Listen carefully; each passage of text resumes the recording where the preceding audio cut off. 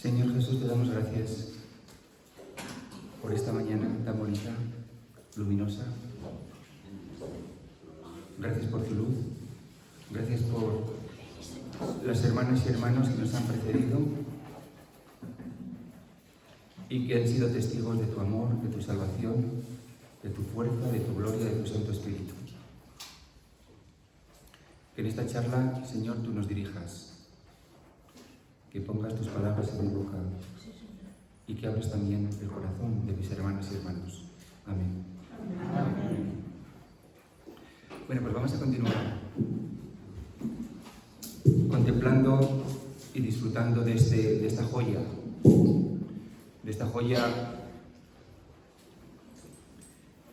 escrita no solamente por un autor genial, que podemos llamar Juan, sino quiero insistir que esta obra es el trabajo, por decirlo así, de toda una comunidad que va reflexionando, que va orando, que va de alguna manera intuyendo, que recuerda también lo que dijo Jesús. En encuentros como este había compartir y alguien escribía y se iban haciendo como pequeñas colecciones, créeme. Y entonces un día, pues como digo, pues este autor genial recoge todo esto. ¿Con qué objeto? No para que apareciesen bonitas ediciones de la Biblia en el futuro, sino para que la comunidad pudiera sobrevivir. Fijaros, qué dramático me pongo. Porque si la comunidad no es incapaz de interpretar su experiencia, la experiencia desaparecería. Esto es fuerte. Entonces, insisto, lo que aquí se hace no es un ejercicio pues, de filosofía, de teología, de mística, de espiritualidad. No, es vital. Es una cuestión de vida o muerte. Hoy voy a hablar de la segunda parte del primer episodio y luego después iniciaré también el segundo, ¿no? La segunda parte de este primer episodio es el capítulo 4, el encuentro de Jesús con la samaritana, que para mí es lo más bonito de toda la Biblia. Muy personal, por supuesto, esta lección, pero así lo siento, ¿no? Bien lo conocemos en la historia y, insisto, pues a mí simplemente me resulta delicioso todo. Lo primero que voy a contaros es cómo se percibía en la antigüedad el que un hombre hablase con una mujer. Un tal Joanán de Jerusalén decía: no hables mucho con mujeres. Pero incluso con la propia, con la propia no hables mucho con mujeres. Y menos con la propia. Claro, si con la propia no mucho, no digamos ya con la que no es la propia. Claro, no hables mucho con mujeres. Bueno, luego también un tal Seix Javed dice: el que habla mucho con mujeres se va a cargar grandes males sobre sí mismo.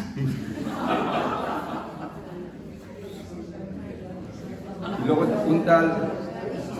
hay otro dicho del Kiddushin que dice: está prohibido, fijaros, dar a la mujer cualquier salud. Fijaros, No, esto que digo, aparte de que pueda resultar, pues eso, gracioso, ¿no? Que lo resulta, es muy importante. Voy a deciros por qué. Fijaros, muy sencillo. Comparad ahora con esto. Uy, me mato.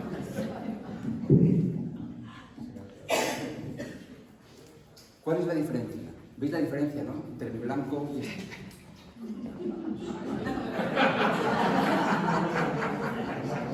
Ahora el blanco no destaca, o sí destaca. No destaca, ¿verdad? Sí.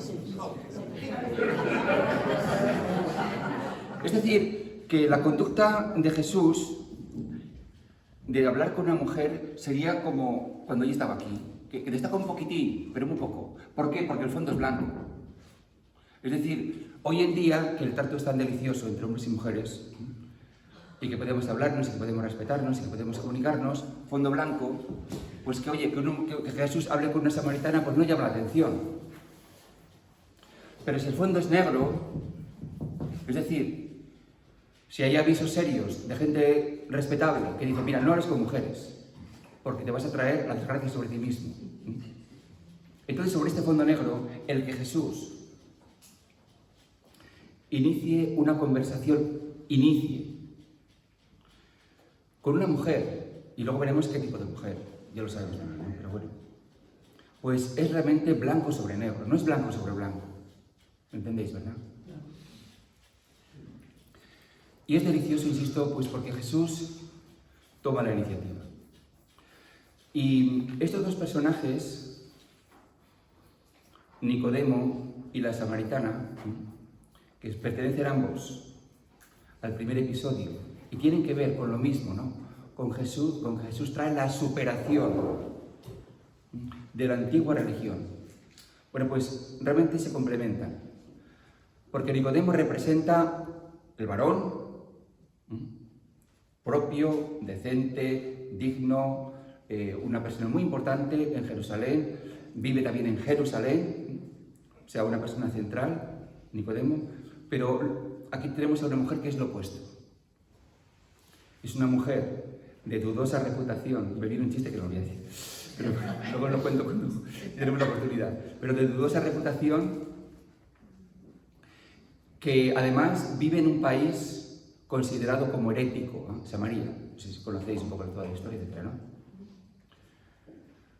Entonces, vamos del centro, Jerusalén, a la periferia. Es muy simbólico, ¿no? O sea, Jesús, aunque su misión, Galilea, luego también Jerusalén, pero también va a la periferia. Es decir, el tema de la gran universalidad del amor de Dios, el amor de Jesús, ¿no? Va a la periferia y va a buscar a una mujer. A mí esto me parece hermoso, ¿no? Porque, y esto lo digo por experiencia, ¿no? Los sacerdotes estamos aterrados de las mujeres, miedo siempre, porque las mujeres son peligrosas, y además, ¿qué van a decir a la gente? Esto es propio, ¿no? Decente, distancia, ¿no? Y aquí tenemos a Jesús, pues que rompe todo eso, rompe toda esa especie de postureo, ¿no? De dignidad, de que no me vean, porque si acaso luego hay muchas criticaciones, ¿ah? Y me ponen verde y tal, y qué van a decir, que oye, yo soy el profeta, yo aquí hablo del nombre de Dios, ¿qué van a decir de mí? Todo eso pasa de ello, y se atreve, y se expone,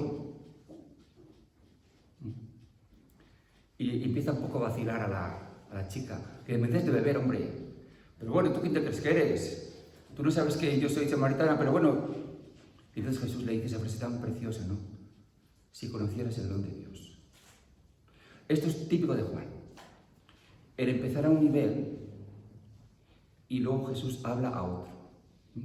Jesús inicia una conversación hablando del agua natural, el nivel horizontal, pero automáticamente pega un salto. Dame de beber. ¿Quién te crees que eres, Jesús? Tú eres un judío, yo soy samaritana. Y pega un salto. Si conocieras el don de Dios, ¿y quién es el que te dice, dame de beber? Serías tú el que le pediría. Y él te daría el agua viva. En aquel tiempo, agua viva significaba, creo que lo dije el otro día, agua corriente. Entonces la mujer, pues confunde, esta es la típica ironía de Juan, confunde los dos niveles, ¿no? Y piensa que este agua viva, que Jesús se refiere al nivel del espíritu, es del orden natural. Y le dice, oye, pues qué bien. Le dice la mujer, bueno, pues dame de esa agua viva, porque así mi vida será más fácil. No tendré que venir aquí todos los días y bueno, pues será cómodo, será práctico. Aquí, este es el tema esencial, que la mujer espera de Jesús, que Jesús le resuelva la vida y se la haga más fácil. La mujer no tiene interés en el agua viva de arriba, no tiene interés en el espíritu. Lo único que quiere es que su vida sea más sencilla. Que le ponga las cañerías y un grifo en casa, y ya está. Y con eso contenta. Esto es interesante. Como nosotros al principio cuando nos acercamos al Señor lo que queremos es agua corriente, ¿no? Pero de las cañerías que lavas. Pero Jesús te dice, fijaros qué bonito, ¿no? El que beba del agua corriente, incluso de las cañerías, por cómoda que sea, volverá a tener sed. Pero el que beba del agua que yo le daré, no volverá a tener sed jamás, y de su interior brotarán corrientes, fuentes que saltarán hasta la vida eterna. Esta es la tensión. Es precioso. Es decir, dos niveles. El nivel horizontal, ¿no? Una vida mejor, más cómoda. Por eso, a veces, con la gente que yo hablo, dicen, jolines, hemos nacido demasiado tarde. Perdón, hemos nacido demasiado pronto. Hemos nacido demasiado pronto en el sentido de que a partir de ahora pues van a sucederse pues descubrimientos, invenciones, milagros, ¿no? Técnicos. Inteligencia artificial, yo qué sé, pues si hoy estamos por el iPhone 15, imaginaros cómo será el iPhone 100, imaginaros. Entonces dicen, hemos nacido demasiado pronto, y ahora yo en lugar de tener 60 años o 70 años tuviera 20, Dios mío, ¿qué veríamos? Pero insisto, eso que se verá, que será increíble, será siempre del nivel horizontal. Será siempre del agua de las cañerías, porque hasta ahora nadie tiene interés, o muy poquitos, en el agua que Jesús quiere traer, en el mundo del Espíritu. Se suceden iPhones, se suceden avances en los computadores, en los ordenadores, pero nadie tiene interés en el mundo del Espíritu. Entonces es posible que sí, que nos sorprendamos con lo que se pueda ver dentro de 100 años, posiblemente. Pero ese agua volverá a darnos sed. La sed no se va a quitar. Y lo vemos pues porque nuestras generaciones de jóvenes no son más felices que hace 50 años. No hay más bondad, más calma, más paz, más gozo. Hay más desasosiego. Por eso, qué bonito en las palabras de Jesús. Vale, sigue creando iPhones, o computadoras, o yo qué sé, pues trastos, todo lo que quieras. Sigue desarrollando la inteligencia artificial, pero te prometo que eso no te va a calmar la sed. Por eso yo me río tanto, ¿no? Es que lo que el hombre puede hacer, lo que el hombre puede desarrollar, la inteligencia, a nivel horizontal, todo lo que quieras. Pero eso es andar en círculo. Que por mucho que andes en círculo no vas a ningún lado. No vas a ningún lado. En círculos. Porque en el fondo, ¿para qué? ¿Para qué queremos tantos iPhones? ¿Para qué?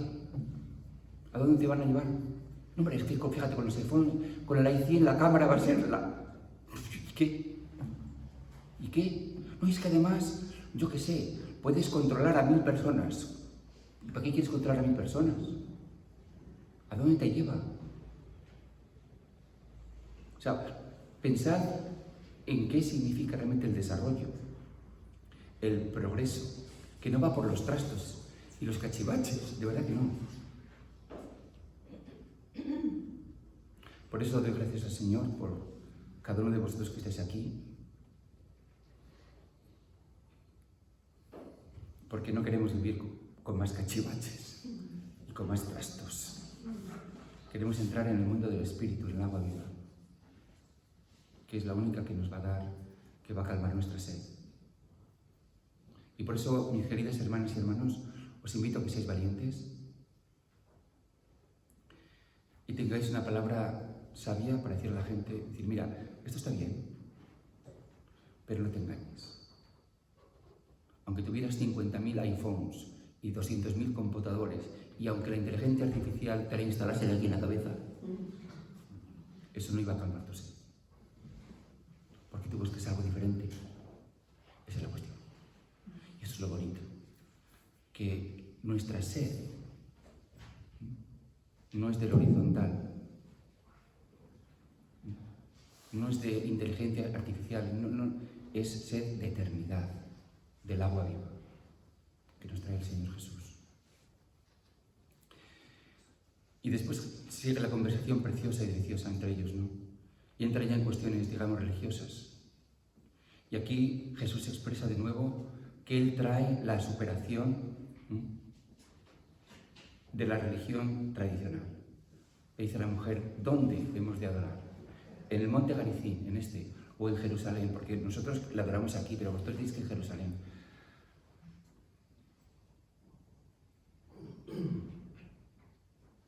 Y dice Jesús, llega la hora, ya estamos en ella, en que ni en este monte se adorará, ni tampoco en Jerusalén. Dios es espíritu y quiere que sus adoradores le adoren en espíritu y en verdad.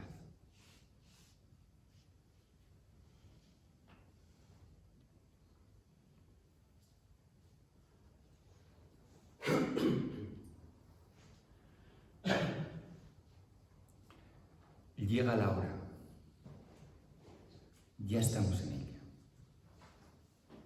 ¿Qué quiere decir esto? Esto es maravillosamente esencial. Llega la hora, ya estamos en ella.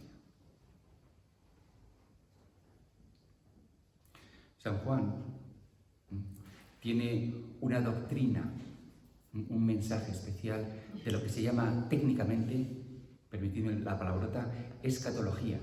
Es posible que suenen algunos, escatología. Escatos quiere decir final.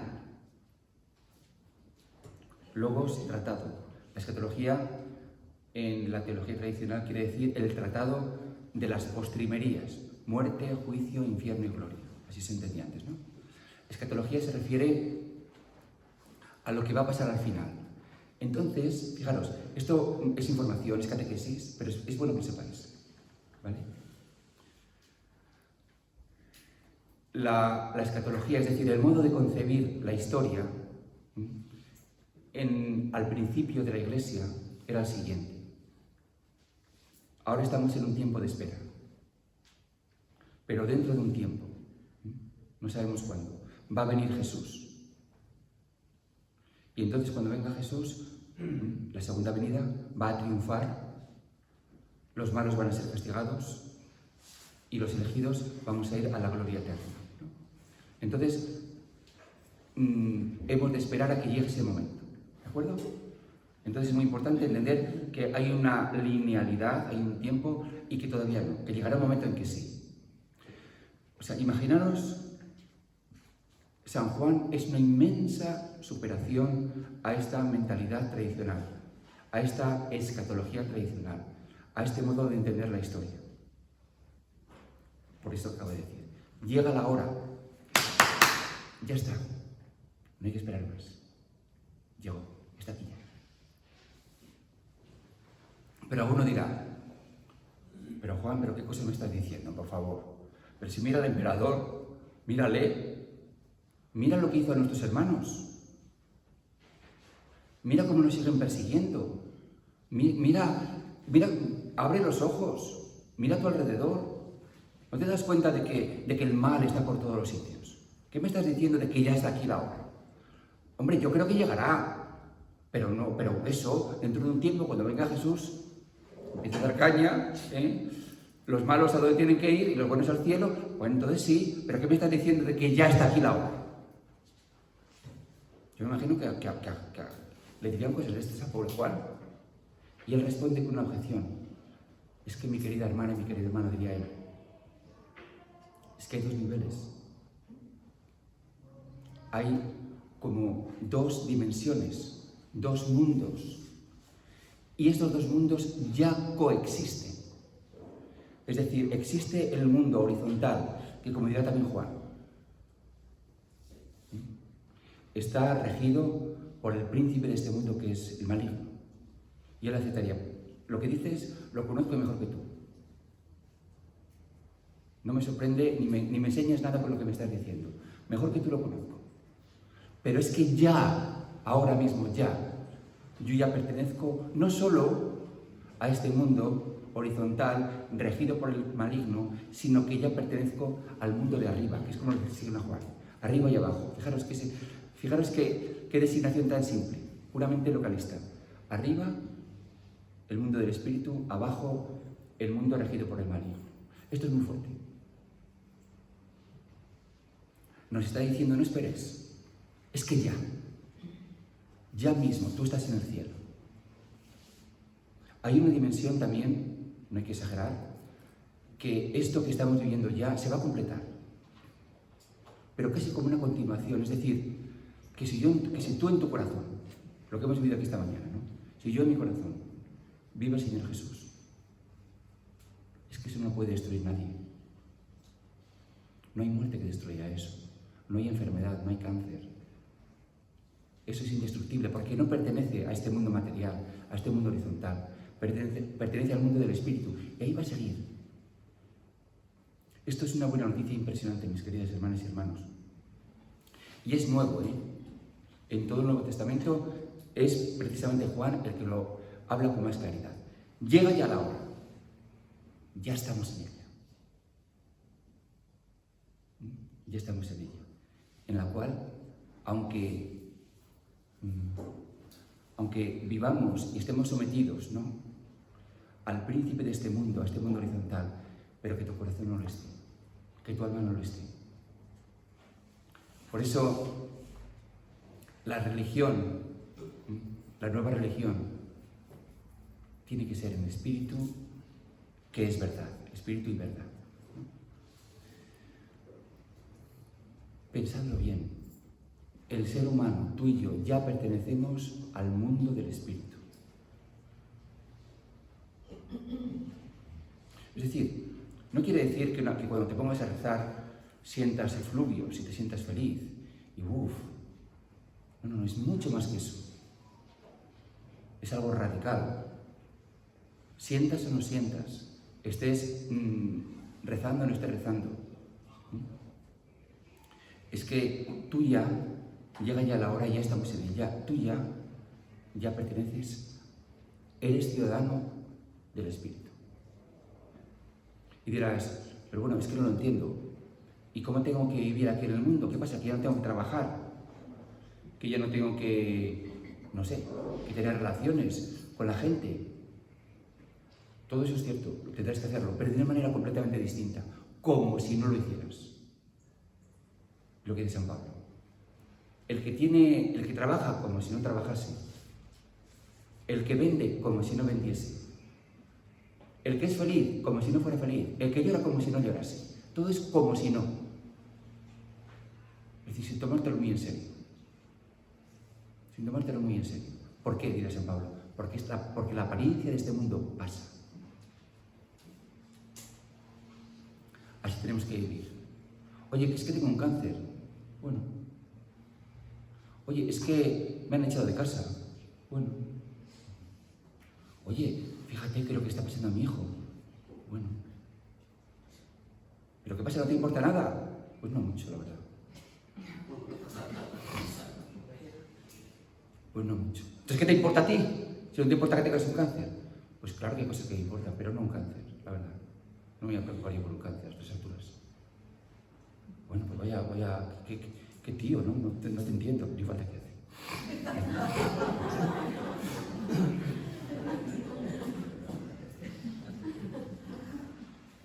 No esperéis que nos entiendan, porque si la gente, como os decía otro día, ¿no?, se angustia porque les aparecen números rojos, algunos números rojos, ¿no?, en los resultados de los análisis y se vuelven locos. Si ya eso les angustia, imaginaros cómo se pondría el antiguo cáncer. Pero para nosotros, como lo hemos dicho muchas veces, el único cáncer real es, pues, separarnos del Señor. Eso sería lo único que nos debe preocupar. Vivir como si no. Lo dice San Pablo a los Corintios. El que tiene mujer como si no la tuviera. El que está casado, el que está soltero como si no los tuviera. Nada importa. Y como diría Jesús, que es lo mismo, ¿no? Atesorad tesoros en el cielo, donde no hay polilla ni carcoma que se los coma. Por eso yo os contaba que mi amiga Mary, ¿no? Cuando robaron a su madre mucho dinero, pues ella entendió estas palabras de Jesús, ¿no? Que donde hay que tesorar es en el cielo, porque aquí hay ladrones, de verdad que sí los hay, que te roban el dinero. Pero si lo tienes en el cielo, nadie te lo va a robar. Donde esté tu tesoro, allí estará tu corazón. Y insisto, el cielo es ya. No esperes a mañana. Llégate a la hora. Ya estamos en él. Ah, pero es que yo puedo ir al cielo. Es que el cielo está abierto para mí, aquí y ahora. San Juan decía que por supuesto. Y que no esperes a morirte para ir al cielo. Ya aquí y ahora. Si tú aceptas a Jesús en tu corazón, si aceptas su agua viva y si aceptas su don, ya estás en el cielo. Pero es que no lo siento. Pero es que tú crees que lo vas a sentir como sientes este libro, o como sientes que hace frío o calor. Estamos hablando de una realidad del espíritu, no de comer o beber. Y el espíritu se siente, es cierto, pero con un sentido mucho más sutil, mucho más delicado, mucho más especial. Por eso, mi querida hermana, imaginaros qué maravilla tenemos aquí, ¿no? Y cómo las palabras de Juan transmitirían consuelo, bendición a sus hermanos, que estarían profundamente, ¿no?, cuestionándose sobre todas estas cosas. Pero ¿qué pasa? Jesús no actúa. ¿Qué pasa con este mundo? Y entonces San Juan les diría, mira, cálmate, no tengáis miedo. Ciertamente, este mundo está regido por el demonio. Pero no tengáis miedo porque yo he vencido al mundo. Y tú ya, aquí y ahora, puedes disfrutar de mi presencia. Puedes estar en el cielo. El cielo es ya.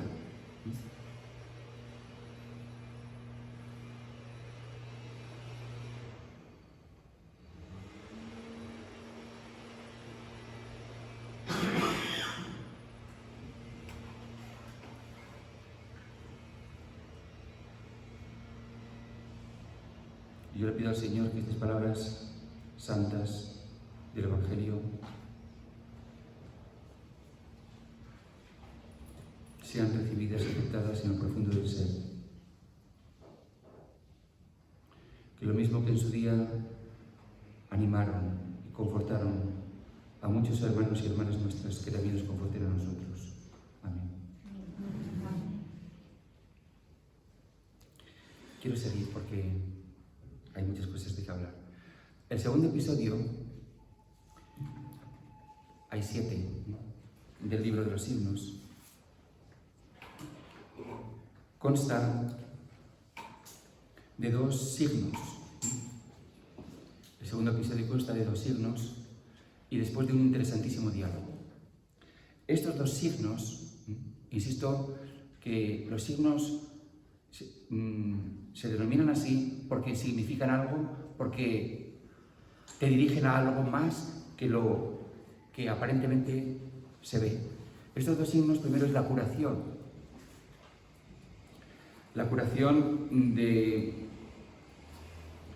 del hijo de un oficial. Se acercó un oficial a Jesús y le dijo, Señor, ven antes de que mi hijo muera. Y Jesús le cura. Esto es al final del capítulo 4. Y luego en el capítulo 5 es muy interesante la curación de un hombre enfermo en la piscina de Bethesda. Conocéis bien el caso de este paralítico, ¿no?, que estaba junto a la piscina. Llevaba allí 30 años. Y bueno, pues nunca llegaba tiempo para cuando se removían las aguas y por eso pues no se podía curar. De nuevo, todo esto es muy simbólico. El agua de esta piscina representa la Torá. La Torá es también entendida como agua, es un símbolo de la Torá. Pero qué bonito, ¿eh? Aquí aparece como que ese agua es ineficaz. No ha sido capaz de sanar a este hombre por 30 años. Es un mensaje fuerte. La Torá no salva, la Torá no sana. El agua de la Torá es incapaz de sanar a este hombre.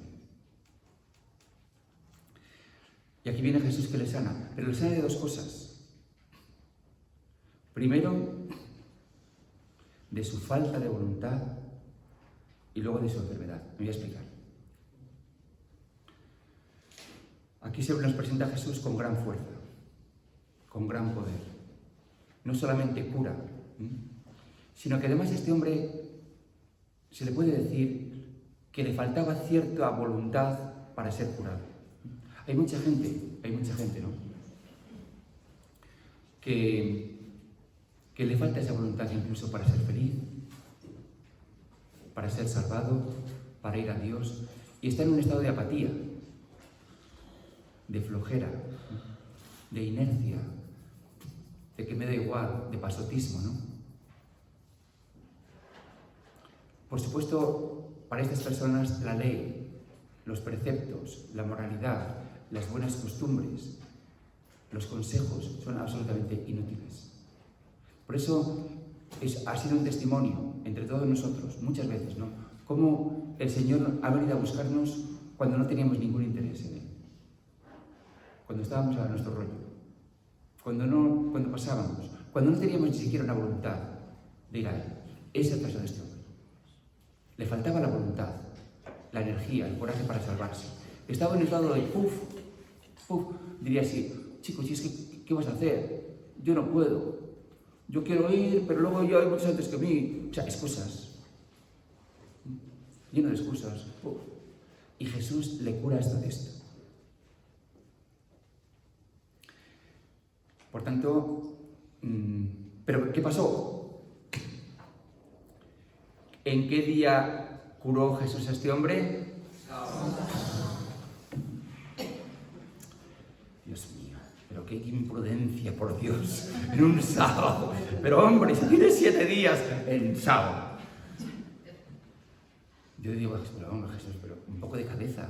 Es que te has buscado problemas a lo tonto. Tú vas, pues mete el domingo o el lunes, que va a estar ahí, que no se va a mover. Pues no, en sábado. En sábado precisamente. Pues claro, están los fariseos, pues es lo que les faltaba. Y le empiezan a criticar. Y entonces Jesús empieza a argumentar que Dios no descansa. Que si el hombre descansa un día a la semana, Dios no. Y empieza a hacer una serie de declaraciones impresionantes. Insisto, voy a hacer un paréntesis, ¿eh? El autor, Juan, para interpretar la experiencia espiritual, utiliza un recurso literario, que es este tipo, si queréis, de drama, de situaciones, de luchas, de disputas. Es decir, en lugar de hacer un tratado, digamos, escolástico, ¿no? Primera cuestión, que si Jesús es el Hijo de Dios. Artículo primero, pues parece que tal. Eso es lo que dice Santo Tomás en su Suma Teológica, ¿no? Muy escolástico, muy claro, muy técnico, muy preciso, muy lógico, pero el autor no tiene nada de todo eso, en absoluto. El autor no era escolástico, ni escribió una suma, pero intenta, insisto, el autor intenta dar respuestas y explicar e interpretar, pero no lo hace mediante un tratado, digamos, lógico y ordenadito, con primera cuestión, segunda cuestión, primera pregunta. Por ejemplo, el catecismo, efectivamente, que lo hemos estudiado cuando éramos niños, ¿no? ¿Cuáles son los enemigos del alma? El mundo, el demonio y la carne. ¿Por qué tal? Pues esto no es un catecismo. Pero intenta dar respuestas. Intenta aclarar, intenta dar un mensaje. Pero el recurso literario no es pregunta-respuesta, sino que es un drama. Acciones, sucesos, personas, conversaciones, ¿de acuerdo? Entonces, ahora se nos va a tratar un tema de inmensa importancia. Y es el tema de en qué sentido Jesús es Dios. Imaginaros, ¿eh?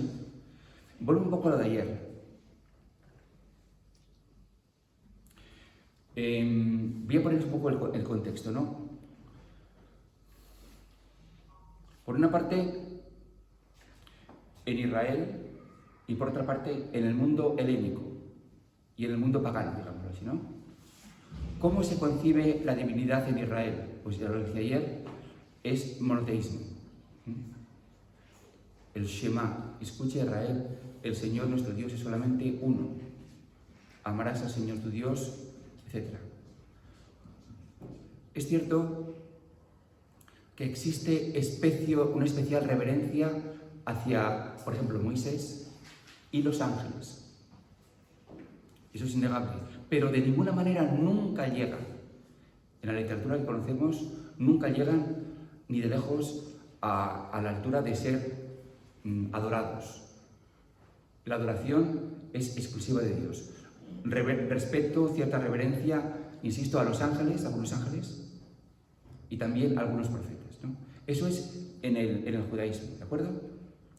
Vamos a ver ahora qué pasa en el mundo helénico y en el mundo judío y en el mundo pagano. Bueno, pues politeísmo, que quiere decir que hay muchos dioses.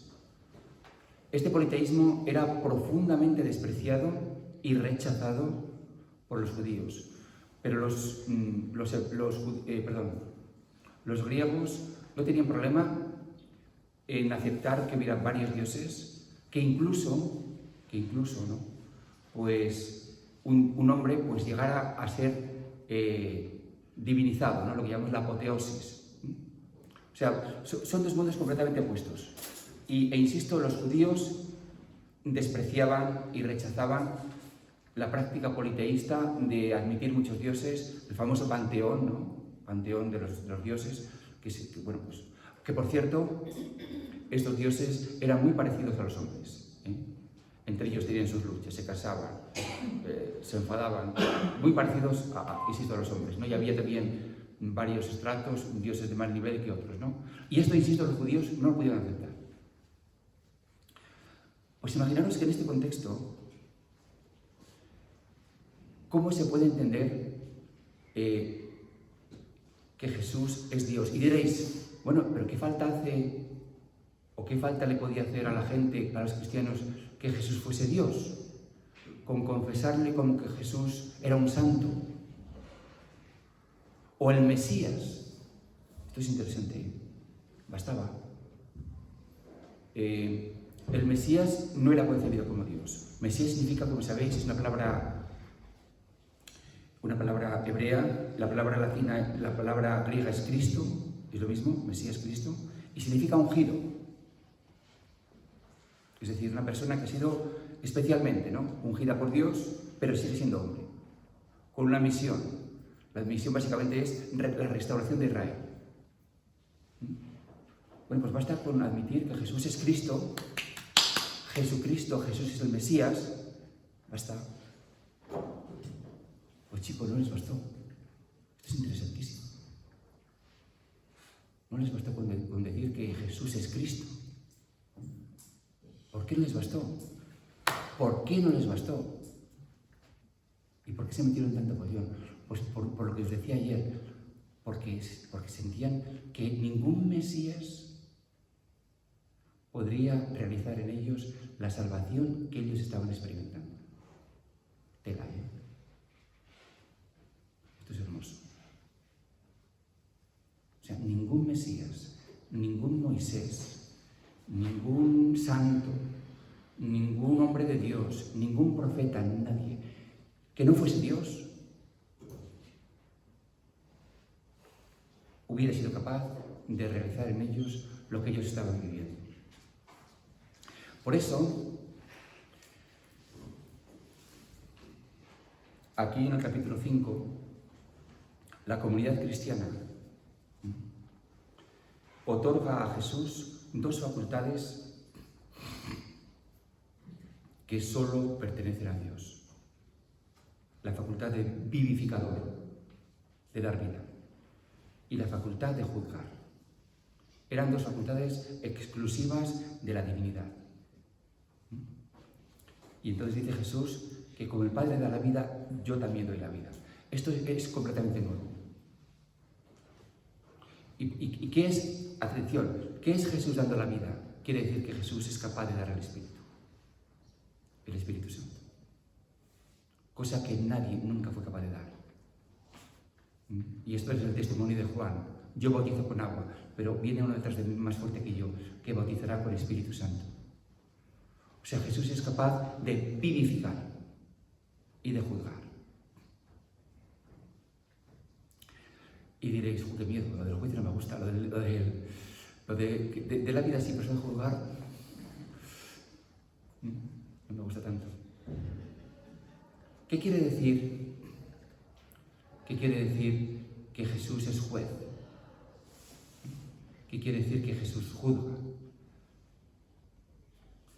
Porque, insisto, es uno de los atributos, aunque a veces dice el Evangelio de San Juan, yo no he venido a juzgar al mundo, es decir, no he venido a condenar. El tema del juicio, insisto, es esencial en el Evangelio de San Juan. Dice, porque la luz vino al mundo, y los que rechazaron a la luz ya están juzgados. Bueno, pues yo voy a, aunque sea nada más en unos minutos, luego espero que más adelante también continúe aquí, voy a hablar un poco del juicio. Lo primero que tengo que decir es que la mentalidad de la gente se ha operado una concepción del juicio que es idéntica al juicio humano. Al juicio humano. Es decir, un juez que escrutina, que investiga, que indaga y que absuelve o condena, ¿no? Y eso se ha transportado unívocamente a Dios. Esto es uno de los mayores desastres, errores e indignidades que hemos vivido y hemos sufrido. Pero el juicio de Dios no tiene que ver nada con todo esto. Entonces, vale, pues entonces, ¿qué es? ¿Qué es el juicio de Dios? Si no es el juicio de los hombres. Bueno, pues yo voy a contaros una pequeña historia que yo creo, ¿no?, que puede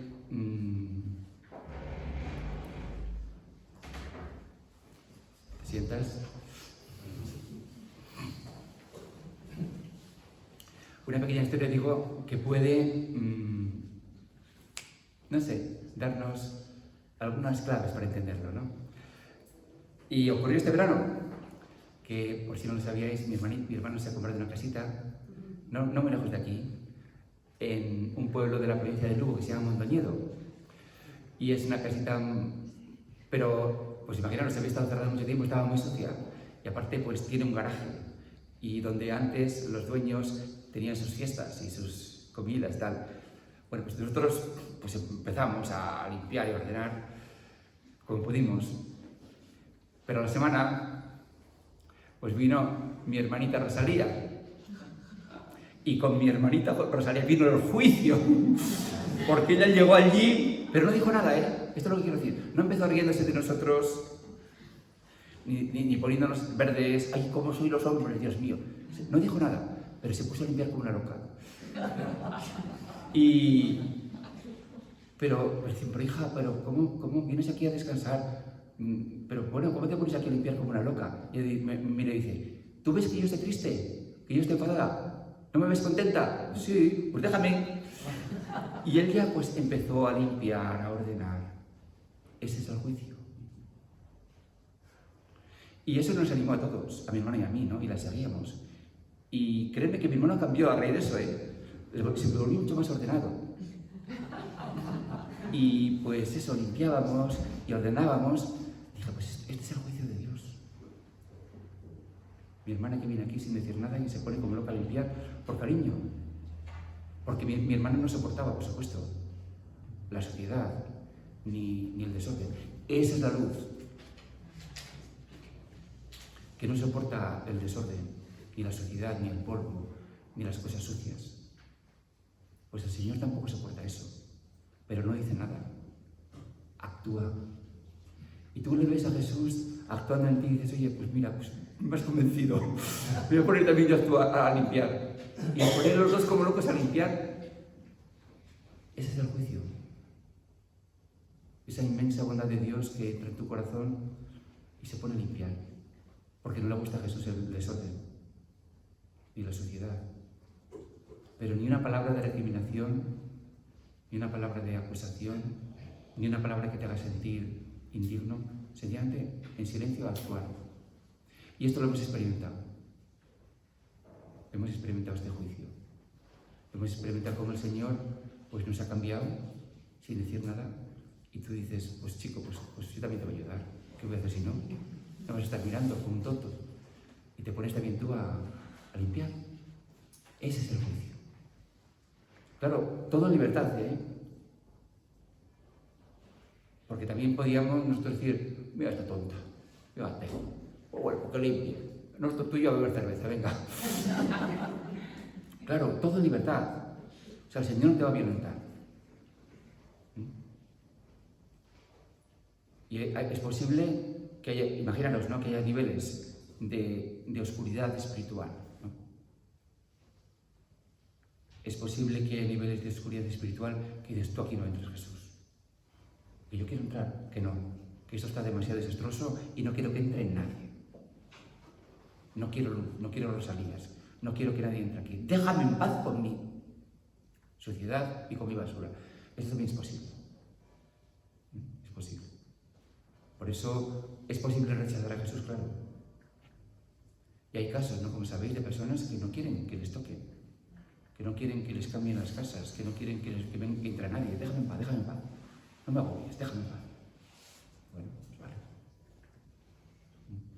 Bueno, pues como os decía antes, pues el Señor Jesús tiene estas dos facultades, ¿no? La de dar vida y la de juzgar. Es decir, juzgar quiere decir que el Señor no soporta la sociedad ni el desorden. Perdonadme si utilizo ejemplos tan simples, ¿no? Pero es decir, que el Señor Jesús y su Santo Espíritu no soportan la negatividad. Y que cuando entremos en el cielo, pues toda esa negatividad tiene que haber sido transformada y transmutada. Y ese es el juicio. El juicio es ese, ¿no? Que tiene que haber que tenemos que ser luz, completamente, ¿no? Pero bueno, para ese tiempo, no nos agobiemos. Bueno, pues, insisto, Jesús es Dios. ¿Pero qué clase de Dios? Fijaros que para los judíos, si aparte de Dios, de Yahvé, alguien más, un hombre, quiere hacerse Dios, o se le quiere proclamar como Dios, ese hombre se va a parecer a quién. Es terrible lo que voy a decir, ¿eh? Está aquí en el libro de Isaías, capítulo 14, versículo 12. Dice, ¿cómo caíste de los cielos, lucero de la mañana? Tú que pensaste que ibas a escalar los cielos, más alto que las estrellas de Dios, dijiste, me sentaré en su trono. Sin embargo, has caído al abismo. ¿De quién está hablando? Lucifer.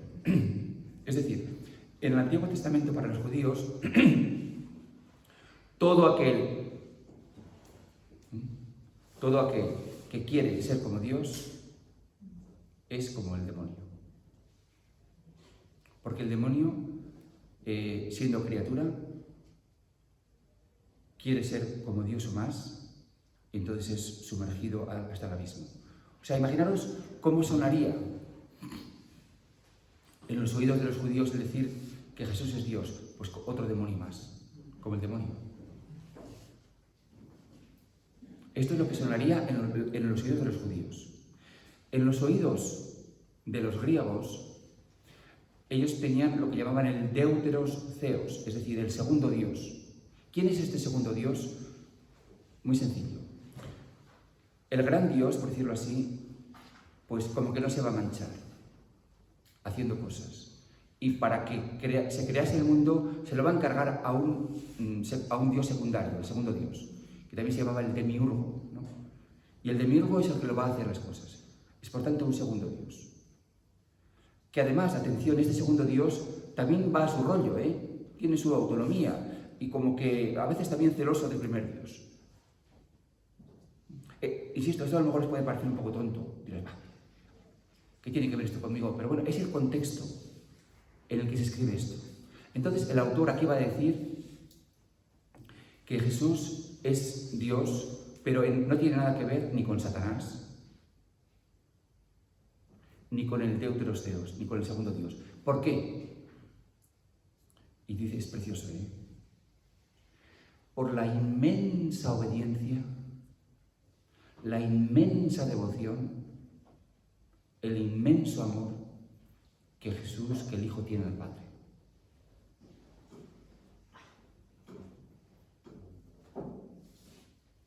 Esto es lo que legitima al autor, a San Juan, para decir Jesús es Dios. Porque ese Dios no tiene que ver nada con el demonio, que es puro orgullo, que quiere ser, que no soporta que haya nadie encima de él. Jesús es obediente al Padre.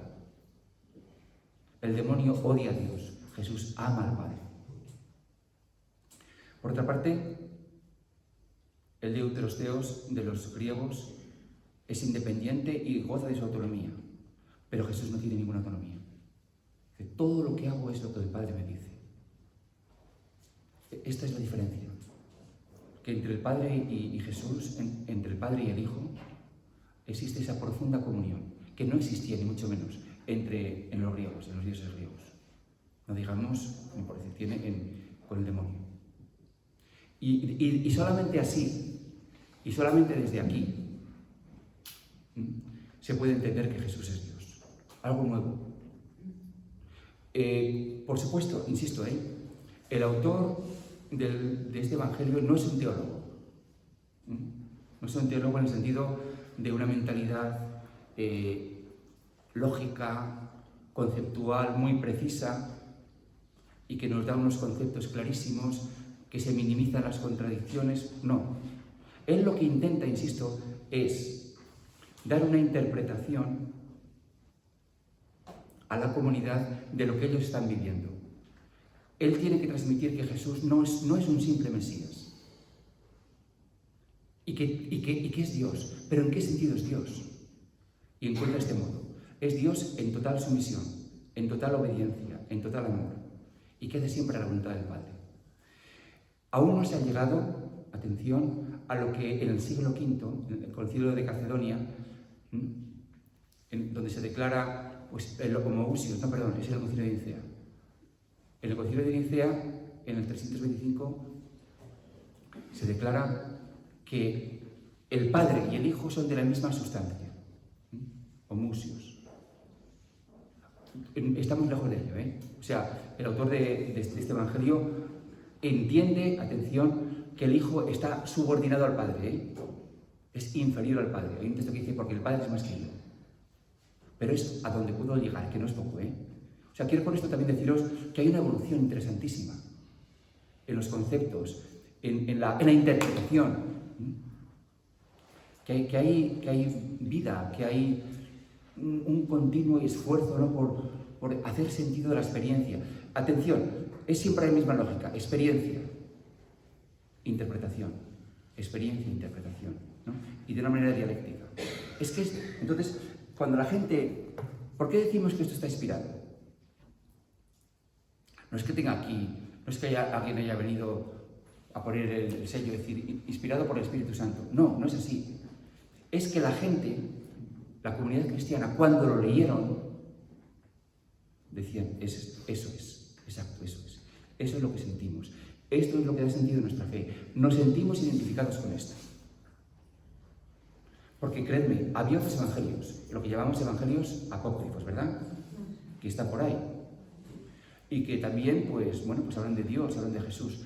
Pero la comunidad dijo, no podemos poner al mismo nivel estos evangelios que otros. Aunque sean muy devotos y hablen mucho de Dios. Es que es aquí donde nos encontramos. Y en ese sentido dijeron, están inspirados. A partir de ahí se empezaron a reverenciar. se empezaron a proclamar en la liturgia y empezaron a ser eso, pues el alimento espiritual de la comunidad cristiana, ¿no? Pero, insisto, no esperemos una pureza intelectual o teológica que, por ejemplo, llegará más tarde. Y bueno, pues esto es lo que quisiera un poco comentaros de estos 2 episodios, ¿no? Y entendiendo que los evangelios no son ejercicios académicos ni siquiera teológicos, es vida. Es vida. Intentaban dar a la comunidad cristiana una identidad. Intentaban saciar el hambre y las preguntas. ¿Quién es Jesús? ¿Por qué nos ha salvado? Y la respuesta es: nos ha salvado porque tiene poder para salvar. Porque Dios se lo ha dado. Y tiene también poder para juzgar. ¿Y qué es el juicio? El juicio es que cuando entra la luz, como mi hermana, pues es que no soporta la oscuridad, no soporta el pecado, no soporta el desorden, ni la suciedad. Y eso duele, pero también es liberador, ¿no? Bueno, pues en ese sentido, y solo en ese sentido, decimos que Jesús es Dios, un Dios delicioso, un Dios maravilloso.